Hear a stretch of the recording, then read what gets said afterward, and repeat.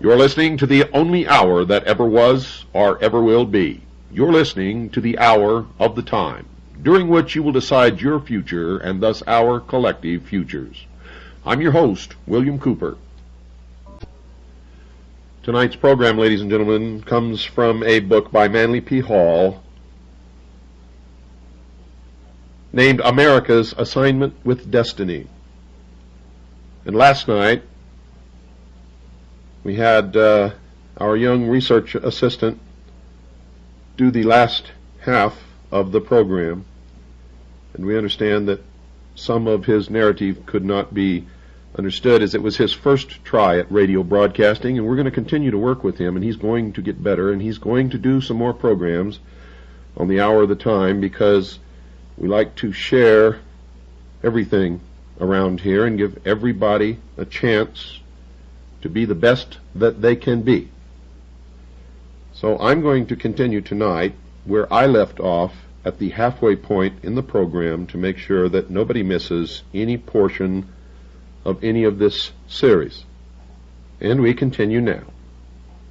It was written that the Cholulans deeply admired Quetzalcoatl, the great priest, because of the purity of his life, the kindliness of his manner, and his doctrines of peace and brotherhood. He remained with them for nearly 20 years, slowly sickening from the poison which was destroying his body. At last he realized that his ministry was coming to an end, so he continued his long journey toward the mysterious city of Tlapalan, from which he had come. He turned toward the east and proceeded to the sea, which he reached at a point a few miles just south of Veracruz. Here he blessed the 4 young men who had accompanied him and bade them return to their homes with his promise that one day in the future he would return and restore his kingdom among them. Then the old and weary man called to the sea, and out of the waters came a raft of serpents. He stepped upon this strange craft and was carried away into the land of the sun's beginning. He left behind him a priesthood that perpetuated with esoteric rites the mysteries of the feathered serpent. There is every indication, folks, that the cult of Quetzalcoatl was kept secret, a precaution necessary in the face of the opposition of the primitive indigenous sects. There are several accounts of the death or departure of Quetzalcoatl. The conflict is due in part to the legends being derived from different tribes and in part to the Spanish methods of gathering the reports. Now, these invaders took slight interest in the native traditions until they had destroyed most of the available sources of information. Later, even the converted Indians were uncertain of their tribal history.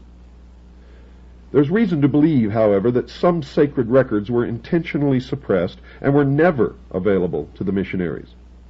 The people of Mexico claim to have sacred accounts of the mysteries of their religion and the origin of their race. There's mention of the divine book written by Tezcucan, a wise man or wizard whose name means Lord of the Great Hand. This was supposed to contain the account of the migration of the Aztecs from Asia. Baron de Waldeck claimed that the book had once been in his possession. De Bourbourg thought it was the Dresden Codex. The Bustamante wrote that native historians had a copy in their possession at the time of the fall of Mexico.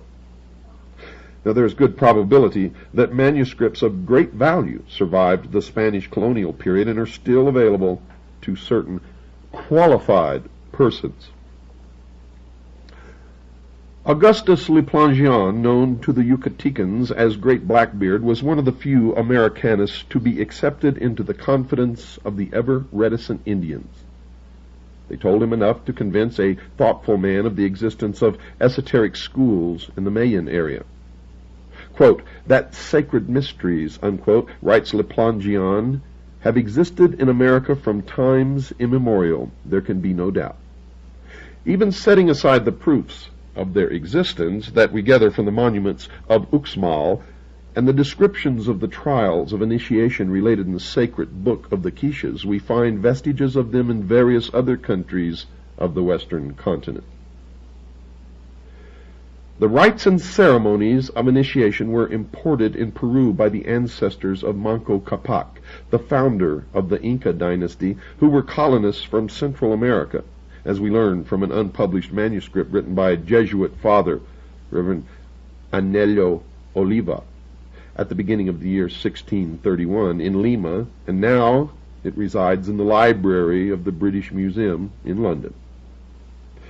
A number of authors have tried to prove that Quetzalcoatl was a foreigner who, reaching the shores of the New World at an early time, attempted the civilization of the aboriginal tribes. Lord Kingsborough favored the possibility that this wanderer was actually the Apostle Thomas, and that the ancient Central American Indians came under Christian or Jewish influence. Always deeply concerned with the possibilities of linking the worship in the Americas with the religions of the Near East, his lordship writes, "The Messiah is shadowed in the Old Testament under many types, such as those of a lion, a lamb, a rose, the morning star, or the planet Venus, otherwise called Lucifer, the sun, light, a rock, a stone, the branch, the vine, wine, bread, water, life, the way," and he is there recognized in the triple character of a king, a priest, and a prophet. It is very extraordinary that Quetzalcoatl, whom the Mexicans believed equally to have been a king, a prophet, and a pontiff, should also have been named by them Sayacatl, or Quetzalcoatl, or the morning star. Lavizcalpantecutli, or light. Mexitli, or the vine, for Torquemada said that the core of the aloe from which the Mexicans obtained wine was so called. Votan, or the heart, metaphorically signifying light, and Toilietl, Manyar de Nestra Veda, bread for his body made of dough, was eaten by the Mexicans. Las Casas, quoting Padre Francisco Hernandez, says that an old Yucatecan described the ancient religion of his people thus: that they recognized and believed in God who dwells in heaven, and that this God was Father and Son and Holy Spirit, and that the Father was called Icona, who had created men and all things, that the Son was called Bacav, and that he was born of a virgin called Tiberius, who is in heaven with God. The Holy Spirit they tamed Ichuic. The son Bacab was scourged and crowned with thorns, was tied upon a cross with extended arms where he died, but after 3 days he arose and ascended into heaven to be with his Father. Dr. Alexander, who reports this story in his book, is inclined to feel that it is confused and probably distorted by the Spanish recorder. On the other hand, the universal distribution of the basic theme may be explained another way. Among the Lacandones, Quetzalcoatl is still represented as a snake with many heads. There is an account that this snake was killed and eaten at times of great national peril, especially at eclipses, which were regarded as portents of disaster. It was believed by the Mayas that Kukulkan descended invisibly from the sky and personally received the offerings during great feast held in his honor. For details of this, consult The Mythology of All Ages, Volume 11, Latin American, by Hartley Burr Alexander. Now, Daniel Brenton, in his Essays of an Americanist, devoted some thought to the magical powers attributed to the priests of Central America. He mentioned Father Bieza and an English priest, Thomas Gage, who reported cases of sorcerers transforming themselves into animals and performing other miracles. De Bourbourg was not entirely convinced that ventriloquism, animal magnetism, or the tricks familiarly employed by conjurers explained the mysteries of Nagualism, as the black art of these Indians is called. Brinton quotes from the Popol Vuh, "Truly, thus Gucumat's Quetzalcoatl became a wonderful king. Every 7 days he ascended to the sky, and every 7 days he followed the path to the abode of the dead. Every 7 days he put on the nature of a serpent, and he became truly a serpent. Every 7 days he put on the nature of an eagle, and again of a tiger, and he became truly an eagle and a tiger." It is evident from available authorities that the Mayas and Aztecs had an extensive body of legendary and lore, which originated in the mysteries of their religions and proves the existence of an elaborate system of secret rites and ceremonies. In the form of a feathered snake, Quetzalcoatl overshadowed a dynasty of rulers and priests, some of whom later assumed his name and even his mask symbol. These later Quetzalcoatls have been confused, like the several Zoroasters of Persia, into one person, with a resulting conflict in dates.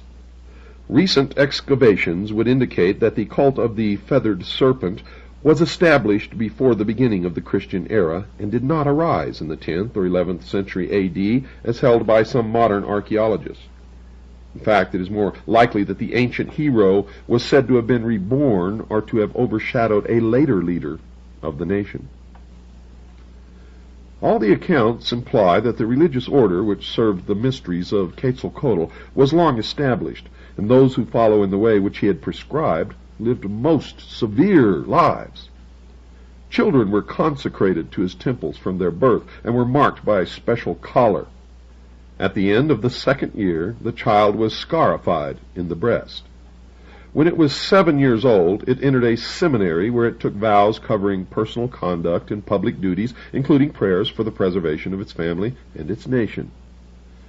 There were many of these priestly brotherhoods, and the Spanish missionaries, in spite of their theological prejudices and intolerances, were forced to admit that the Aztecan priests were excellent scholars and lived austere and pure lives. It was said of these missionaries that in Quetzalcoatl, who taught charity, gentleness, and peace, they thought they saw a disciple of Jesus Christ. The kings of the Mexican nations, like those of ancient Egypt, were also initiates of the state mysteries. Torquemada described the attainments of Nazahualpili, the king of Texcoco. This learned man gathered about him masters of the science and arts and gained a wide reputation as an astrologer and seer. When Montezuma was elected to rule over the complex of Nahuatlan nations, King Nazahualpili stood before the young man and congratulated the entire nation for having selected such a ruler, whose deep knowledge of heavenly things ensured to his subjects his comprehension of those of an earthly nature. The interpreter of the collection of Mendoza described Montezuma as by nature wise, an astrologer and philosopher, and skilled and generally versed in all the arts, both in those of the military as well as those of a civil nature, and from his extreme gravity and state, the monarchy under his sway began to verge towards empire. The great serpent, clothed in quetzal plumes, certainly belonged to another race and came from an unknown country. Lucien Biart says, "It is an incontestable fact that Quetzalcoatl created a new religion based upon fasting, penitence, and virtue. In skillful trades and in metalworking, this Amerindian savior reminds one of the craftsman of Tyre who cast the ornaments for Solomon's temple.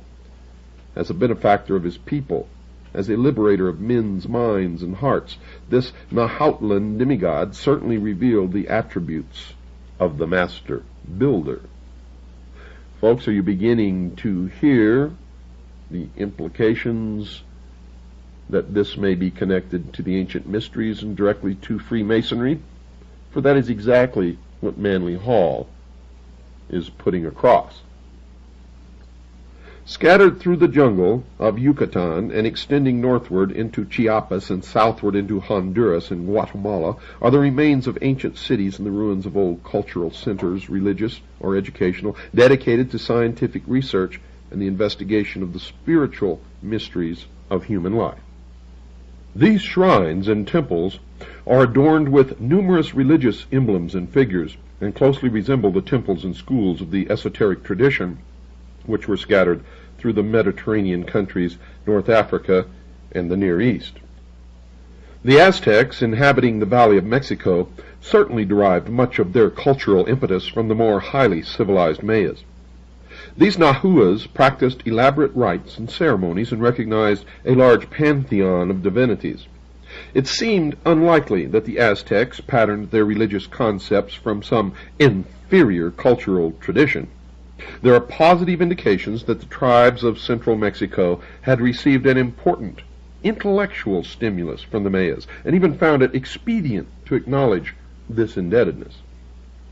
The physical remains of the Maya civilization are sufficiently impressive to indicate a highly advanced people whose religious institutions and rites had reached a considerable degree of refinement. Most early writers, in an attempt to estimate the cultural attainments of these nations, have been over-influenced by the early theologians and scientific enthusiasts who invaded the field with a variety of concepts and, of course, preconceptions. The empires of the Mayas and Aztecs were resplendent with edifices dedicated to their faiths. There were magnificent shrines, temples, and altars, some to sanguinary deities and others to benign and kindly gods. The state mysteries, however, were seldom performed in the sanctuaries of popular worship.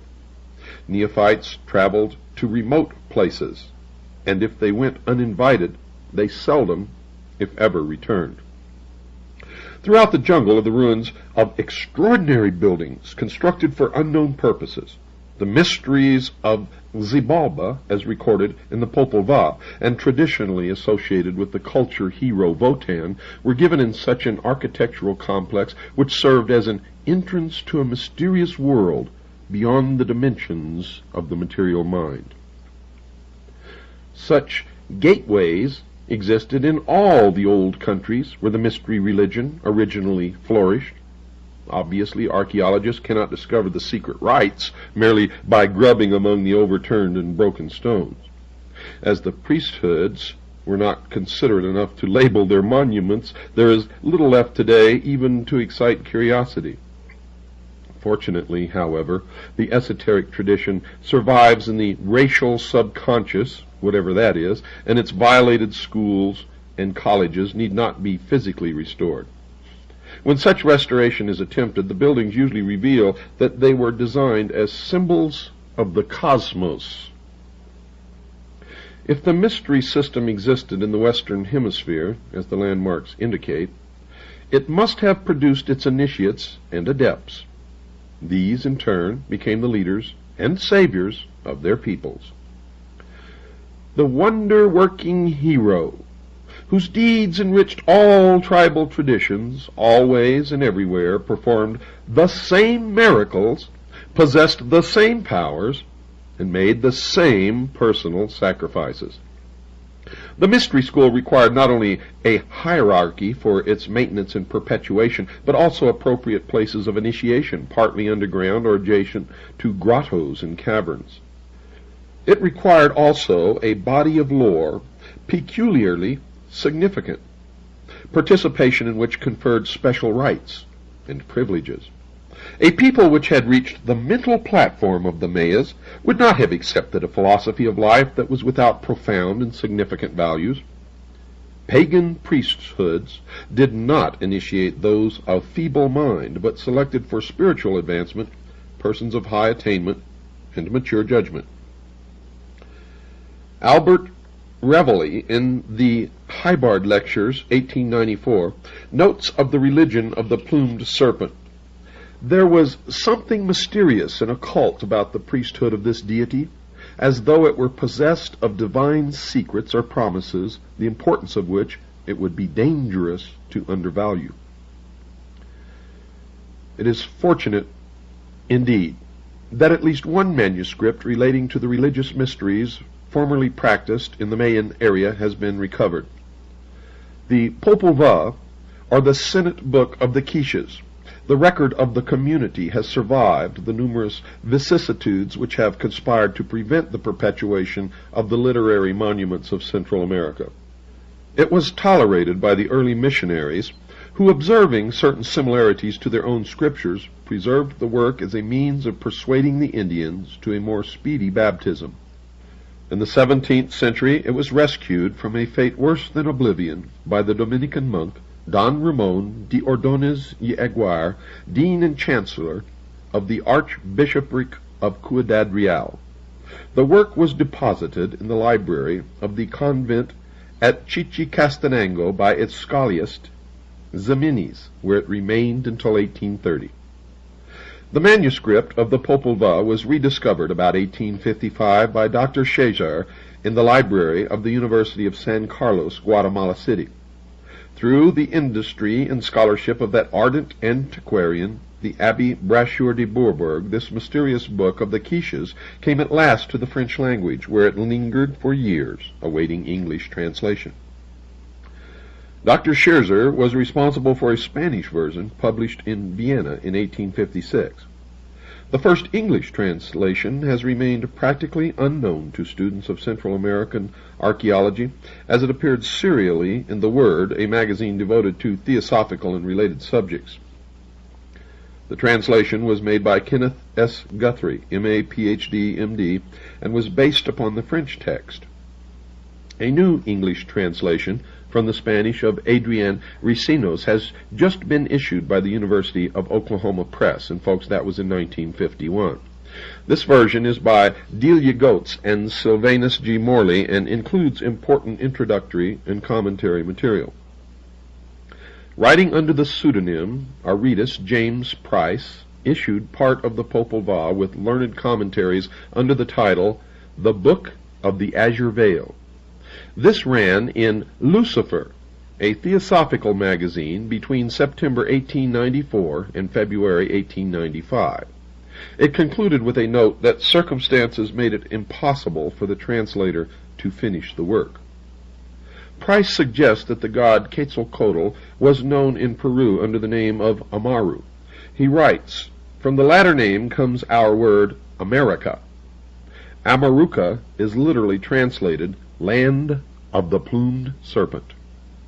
The priests of this god of peace, from their chief center in the Cordilleras, once ruled both Americas. All the red men who have remained true to the ancient religion are still under their sway.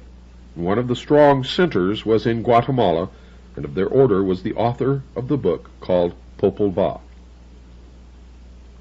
Although Dr. Scherzer published his copy under the title Las Historias del Origen de los Indios de Guatemala por el R.P.F. Francisco Ximenes, this is misleading.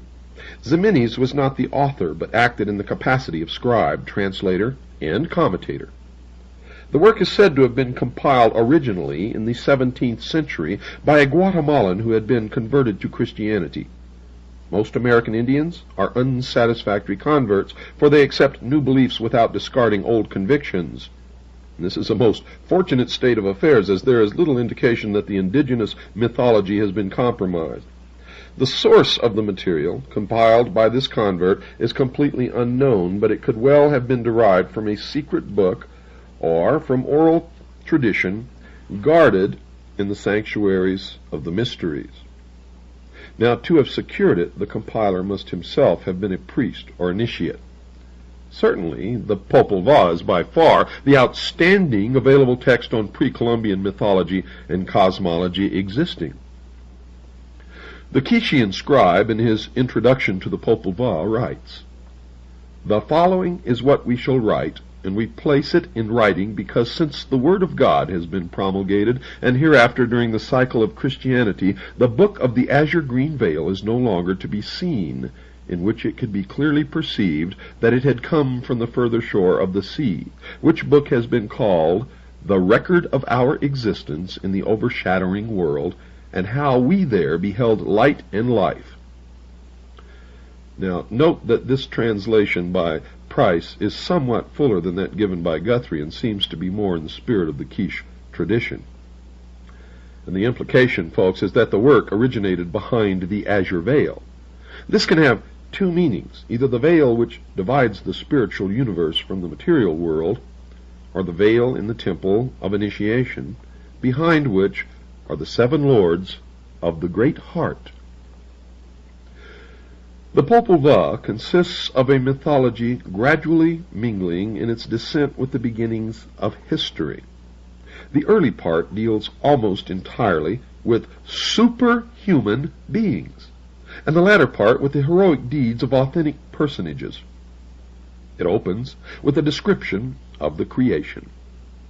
All was calm and silent, and the face of the earth was not yet to be seen.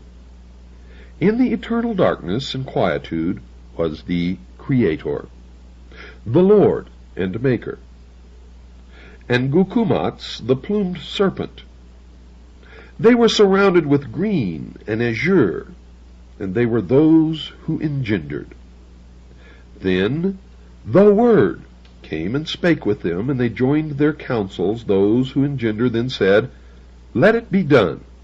Let the waters retire and cease to obstruct, to the end that it be sown, and that the light of day shine in the heavens and upon the earth. For we shall receive neither glory nor honor from all that we have created and formed, until human beings exist, endowed with sentience. Thus the Creator said, Earth, and immediately it was formed. The book proceeds much in the spirit of the scriptures of other nations. It is divided generally into 4 parts: cosmogony, theogony, anthropology, and regeneration through initiation. It is presented in semi-historical form and includes the initiation of its heroes into the mysteries of Xibalba. The heroes of the Popol Vuh were subjected to several ordeals of tests of courage, fortitude, and skill. The 7th test took place in the House of the Bat.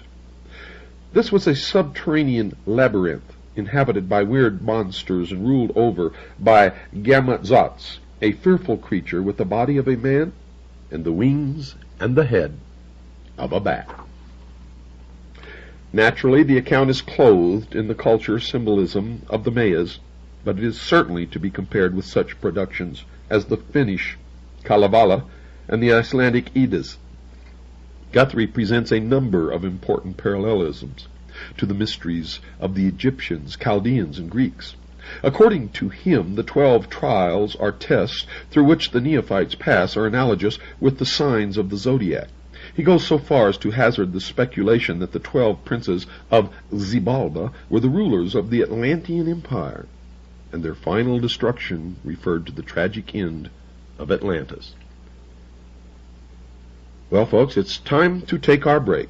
Don't go away. I'll be right back after this very short pause. Hello, folks. This is William Cooper speaking to you now for Swiss America Trading, our sponsor, also our friend, our backer, our mentor, and many other things. Good people, just like you and I, really care about this country, care about the truth. They know that God must exist for our Constitution and nation to survive. They understand the purpose of this program, and they back the hour of the time fully. Now, folks, they're also a business that provides investments for people who want to protect their assets during hard times, economic collapse, times of inflation, depression. You think of it, and they can provide it to help you as far as hard assets are concerned. Some we recommend, some we don't. They have non-confiscatable, non-reportable hard assets. They have bullion. They have precious metals of many different kinds. All of these have been proven throughout history to be the very best, and in most cases the only means of protecting your assets, the things that you've worked for all of your life. So call now 1-800-289-2646 and talk to them. Ask them what they have available, what they recommend, and ask them about their other programs. Do it now. 1-800-289-2646. And for the first 200 callers, folks, you will get Harry Figge's report entitled Tackle the Debt. Also, mention my name, William Cooper, for a free newsletter on protecting your future. And by protecting your future, folks, you're protecting the future of the hour of the time, and of course, freedom for the world. So call now 1-800-289-2646. That's 1-800-289-2646. You'll be glad that you did.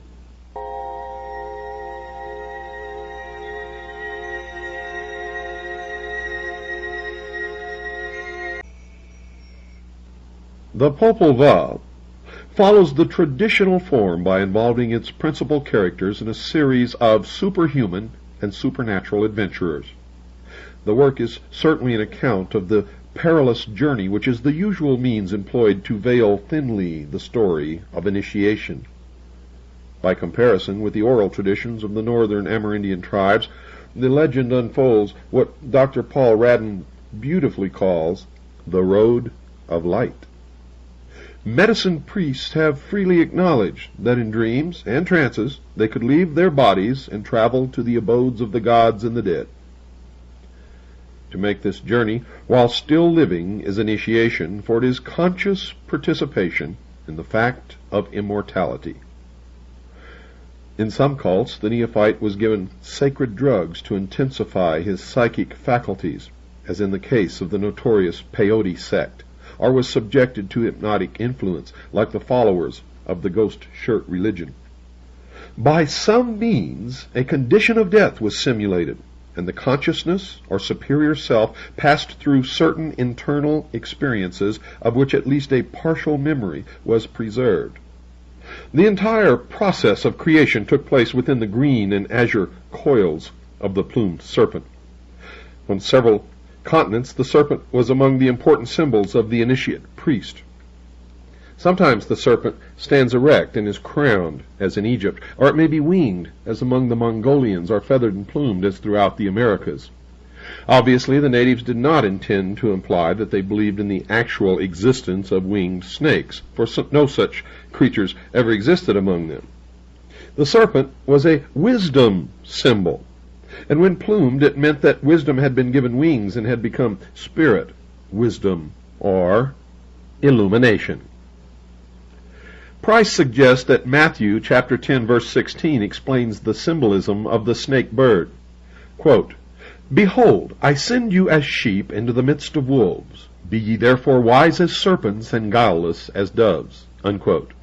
Now let me read the same passage from Matthew chapter 10, verse 16 again, with the mystery religion meaning. Quote, "Behold, I send you as neophytes into the midst of the profane. Be ye therefore wise as magicians and guileless as mystics." Unquote. Mr. Price was a Greek scholar, and his translation differed slightly from the King James Version, as you can see. He felt that the Quetzal had the same meaning as dove, and that the creature combining the serpent wisdom and the bird intuition or inspiration represented the adept, in whom the mind and heart doctrine were completely reconciled.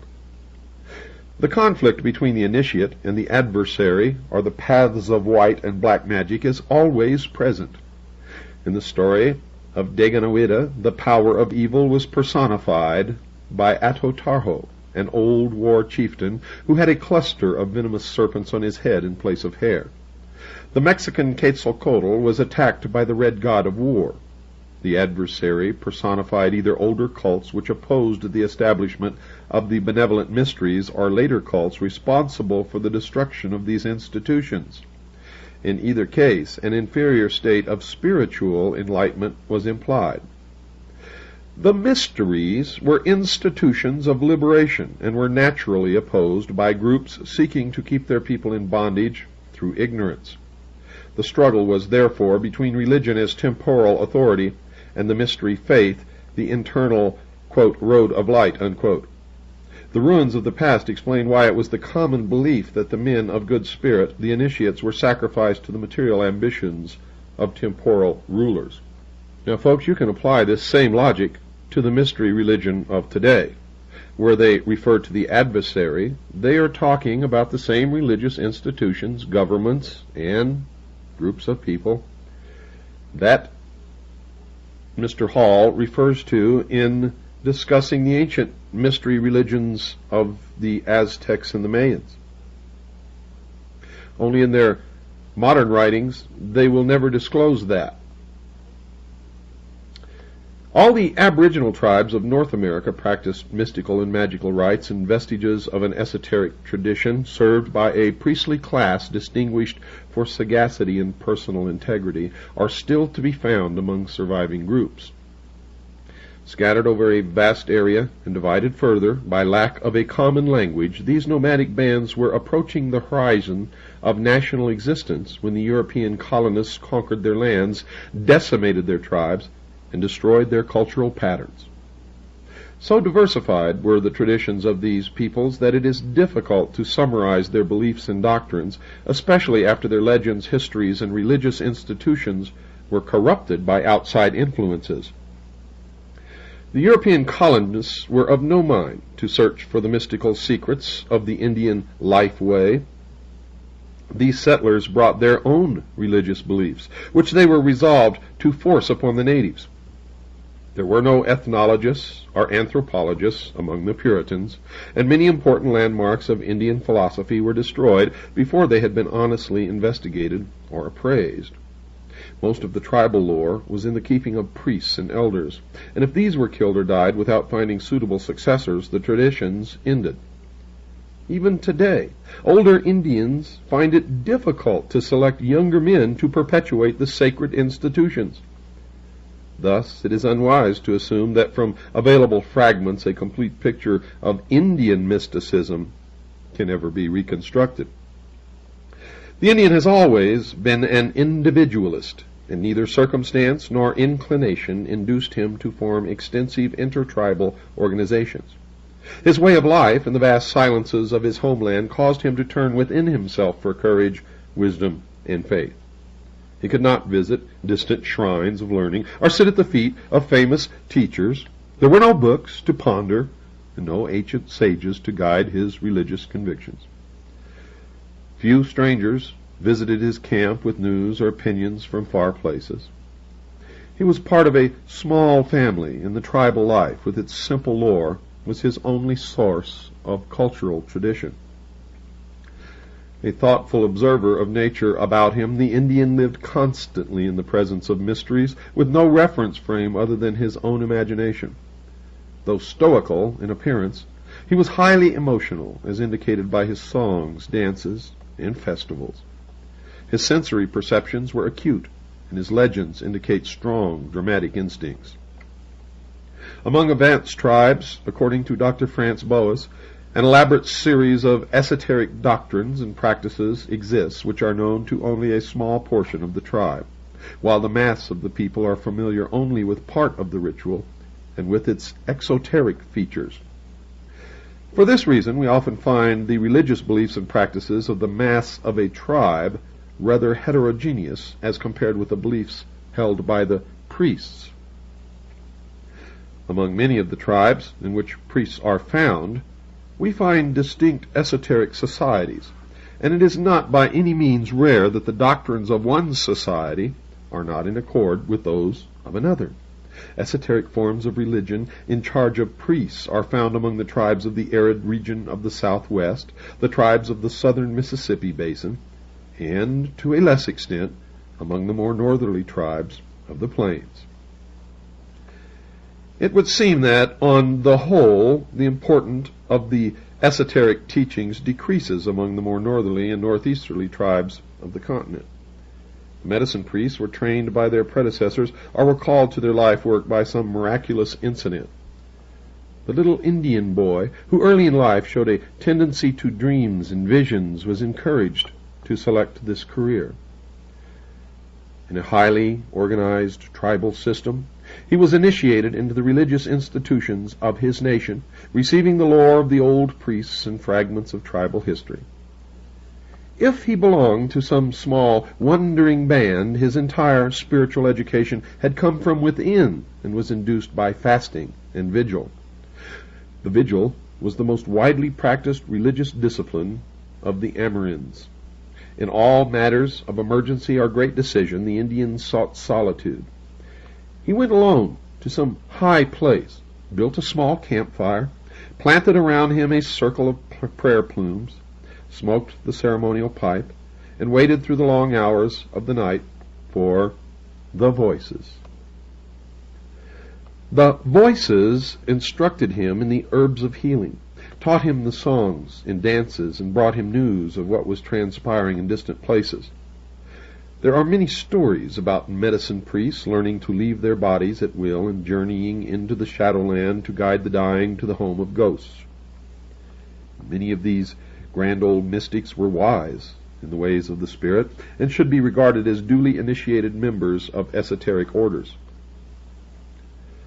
The miraculous powers of the medicine priests extended over a wide variety of phenomena. They healed the sick, protected their tribes. They directed the migrations of their peoples and sought by extrasensory means the location of food, water, and other necessities. They predicted the future. They induced rain and storms, projected themselves to distant places, and read the hearts and minds of their fellow men. It was in their power to induce visions and trances, and to receive the impressions of the star spirits. They also gained considerable proficiency in the mesmeric and hypnotic arts. One Charles F. Loomis, who spent many years among the Southwest Indians of the United States, described the miracles performed by the medicine priests. Although naturally skeptical, his experiences among the Navajo and Pueblo Indians impressed him deeply. Mr. Loomis mentioned how Indians seated in their medicine lodge created miniature thunderstorms within the room, accompanied by flashes of forked lightning, while the outside sky was entirely clear. He says, quote, "How the effects are produced I am utterly unable to explain, but they are startlingly real." Unquote. He was also impressed by the ability of the priests to change themselves into animals in the presence of spectators. Some priests could create an artificial sun inside the lodge. This miniature luminary rose in the eastern side of the room, crossed overhead, and set in the west during the performance of the sacred chants.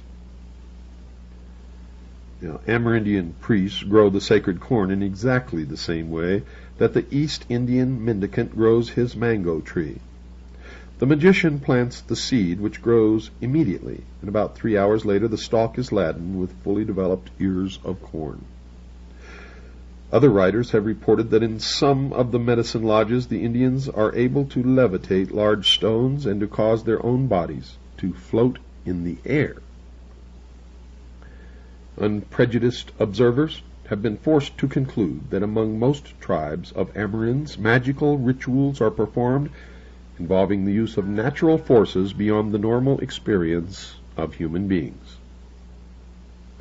The Amerindic concept of cosmogony paralleled in a general way that of the Chaldeans and other peoples who dwelt in the valley of the Euphrates. The world consisted of 3 regions, with human beings inhabiting the surface of the central zone. Above this middle land was an airy expanse extending to the abode of the Sky Father. Below the surface were subterranean levels extending downward to the place of the Earth Mother, and this cavernous region was like the dark and shadowy underworld of the pre-Homeric Greeks. In the Southwest legends, human beings originated beneath the earth in a kind of paradisical land. There also were mountains, valleys, and of course beautiful plains, and a sun and moon that lighted the region. In the beginning, everyone was happy. But later an evil deed brought upon them the wrath of the gods. In most accounts, this lovely shadowland was destroyed by a flood. In some miraculous manner, a few righteous persons were preserved and took refuge on a tall plant, which, growing rapidly, finally broke through the surface of the middle land, bringing the survivors to safety. The secrets of healing, prophecy, and magic came to the Indian from an order of beings called Manitos. This Algonquin word is now applied to the concept of powerful, governing spirits. The Manitos were not actually gods, but superhuman man-like creatures possessing extraordinary attributes and frequently considered as giants. The size factor, however, is figurative rather than literal. The Manitos were a divine, invisible tribe, masters of magic, to whom human beings could turn for help and guidance whenever necessity arose. The effort to explain the term Manito as only signifying a, quote, wonderful power, unquote, and synonymous with the Iroquois Orinda is not sufficient to meet the requirements of the Indian religious philosophy. Orinda conveys more precisely a power or energy universally present in animate and inanimate creatures, and manifesting through the vital processes which cause things to exist, to function, and to affect other existing and functioning things. It might be safer, folks, to assume that the Manitos represented the intelligence controlling and directing the, quote, wonderful power, unquote. The Indian, therefore, was confronted with the same basic questions which disturbs even the most advanced physicist, namely, is there a supreme intelligence governing universal procedure? The religious concepts of the Indians, writes Dr. Boas, may be described in two groups, those that concern the individual and those that concern the social group, such as tribe and clan. The fundamental concept bearing on the religious life of the individual is the belief in the existence of magic power, which may influence the life of man, and which in turn may be influenced by human activity. In this sense, magic power must be understood as the wonderful qualities which are believed to exist in objects, animals, men, spirits, or deities, and which are superior to the natural qualities of man. Most religions and metaphysical philosophies include hierarchies of divine creatures or tutelary spirits as mediators between the Supreme Being and mortals. The Manitos acted as wise distributors of the Orinda. The Indian fashioned these demigods in his own likeness, but bestowed upon them superior powers. The Manitos were aware of the most secret human thoughts and the most pressing human needs, and were capable of responding immediately to the rituals of the priests and elders. When the medicine man journeyed to the spirit land, he might be invited to attend a council of Manitos. When he came to the great lodge in the sky, it resembled an earthly council place, except that it was larger, of course more elegant, and usually filled with a strange light. The Manitos were venerable sachems, usually handsome old men, their faces full of kindness. There was a council fire, smoking of the calumet, and the usual speeches and discussions. The lodge was a kind of superphysical senate where all matters of grave import were decided.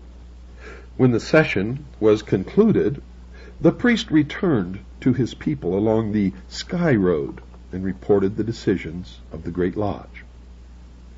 Between the Manitos and mankind were the souls of the illustrious dead. These were the olds and the trues, the sages of long ago, the great chieftains, warriors, and statesmen. They had led their people in life, so they continued to guard them from the other land, speaking through the medicine men. It seemed natural to the Amerinds that the heroes who had gone before should continue to serve the tribes they had guided in the long ago. Totemism was a kind of heraldry among the Indians. The totem was the clan symbol, but even more than that, it was a channel for the distribution of Orinda through the social and political structure of the clan. The totemic animal, or bird, was a spirit guardian, helpful because the creature possessed attributes superior in some particular to those of man. The attribute might be swiftness, strength, cunningness, or resourcefulness, and these qualities the totem creature shared with those under its guardianship.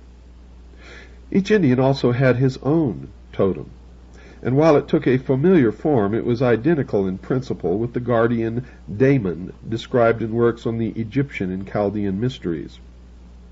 It was considered a good omen to see one's totem while practicing vigil or in dreams or trances.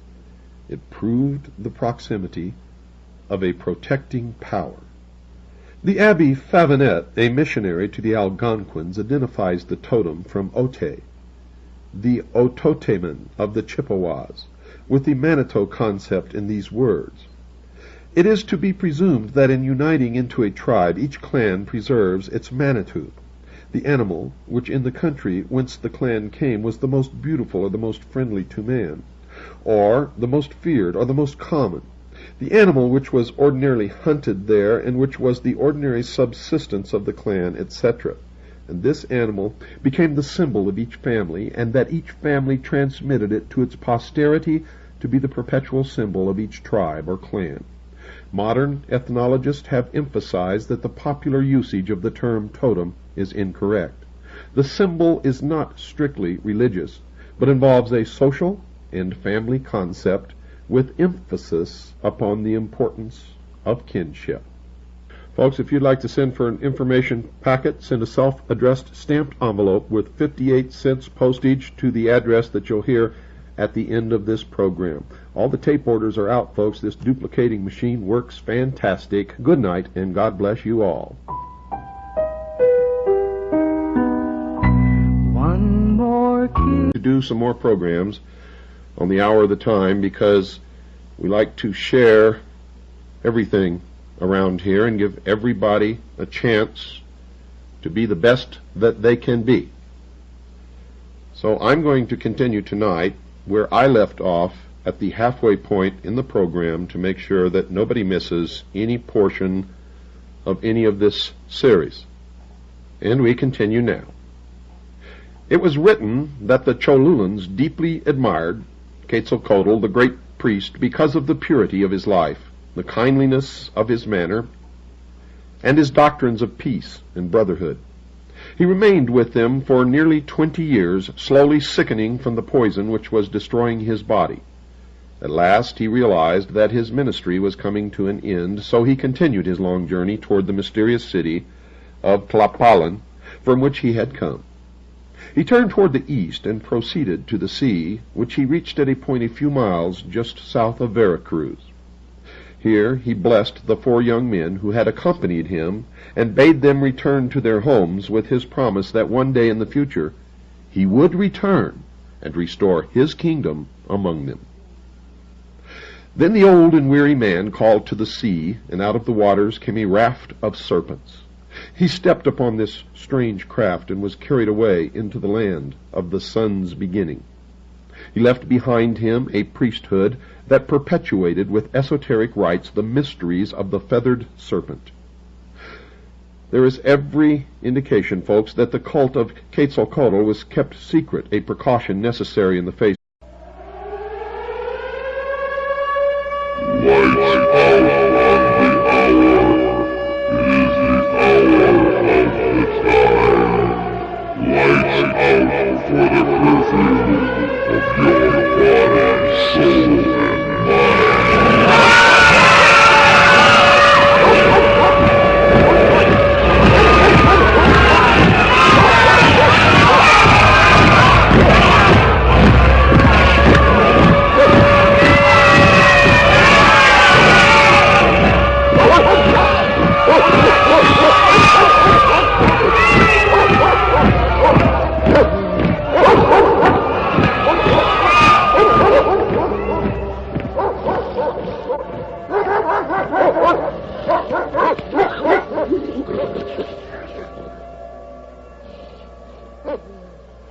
You're listening to the only hour that ever was or ever will be. You're listening to the hour of the time, during which you will decide your future and thus our collective futures.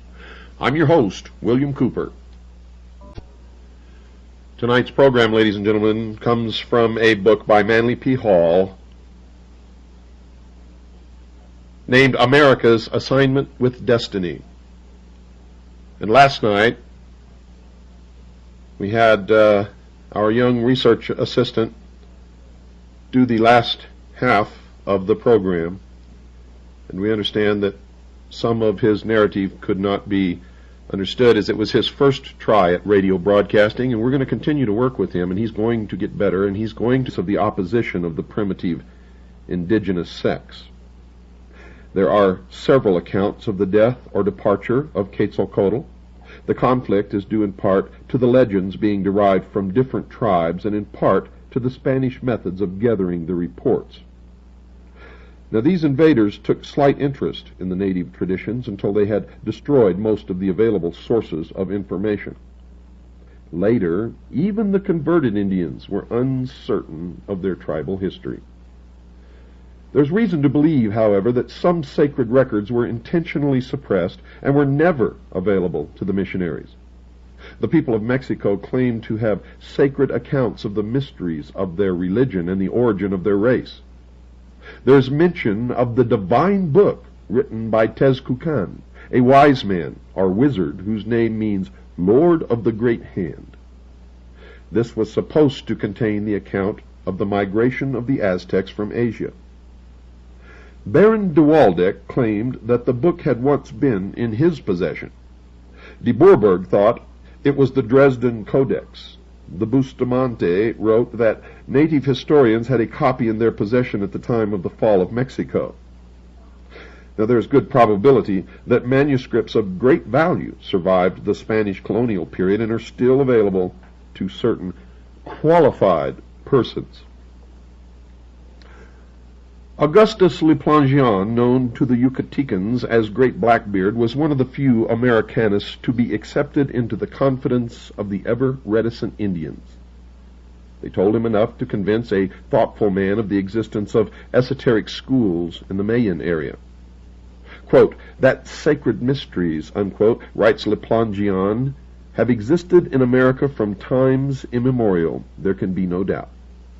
Even setting aside the proofs of their existence that we gather from the monuments of Uxmal and the descriptions of the trials of initiation related in the sacred book of the Quiches, we find vestiges of them in various other countries of the western continent. The rites and ceremonies of initiation were imported in Peru by the ancestors of Manco Capac, the founder of the Inca dynasty, who were colonists from Central America, as we learn from an unpublished manuscript written by a Jesuit father, Reverend Anello Oliva, at the beginning of the year 1631 in Lima, and now it resides in the library of the British Museum in London. A number of authors have tried to prove that Quetzalcoatl was a foreigner who, reaching the shores of the New World at an early time, attempted the civilization of the aboriginal tribes. Lord Kingsborough favored the possibility that this wanderer was actually the Apostle Thomas, and that the ancient Central American Indians came under Christian or Jewish influence. Always deeply concerned with the possibilities of linking the worship in the Americas with the religions of the Near East, his lordship writes, "The Messiah is shadowed in the Old Testament under many types, such as those of a lion, a lamb, a rose, the morning star, or the planet Venus, otherwise called Lucifer, the sun, light, a rock, a stone, the branch, the vine, wine, bread, water, life, the way," and he is there recognized in the triple character of a king, a priest, and a prophet. It is very extraordinary that Quetzalcoatl, whom the Mexicans believed equally to have been a king, a prophet, and a pontiff, should also have been named by them Sayacatl, or Quetzalcoatl, or the morning star. Lavizcalpantecutli, or light. Mexitli, or the vine, for Torquemada said that the core of the aloe from which the Mexicans obtained wine was so called. Votan, or the heart, metaphorically signifying light, and Toilietl, Manyar de Nestra Veda, bread for his body made of dough, was eaten by the Mexicans. Las Casas, quoting Padre Francisco Hernandez, says that an old Yucatecan described the ancient religion of his people thus: that they recognized and believed in God who dwells in heaven, and that this God was Father and Son and Holy Spirit, and that the Father was called Icona, who had created men and all things, that the Son was called Bacav, and that he was born of a virgin called Tiberius, who is in heaven with God. The Holy Spirit they tamed Ichuic. The Son Bacab was scourged and crowned with thorns, was tied upon a cross with extended arms, where he died. But after 3 days he arose and ascended into heaven to be with his Father.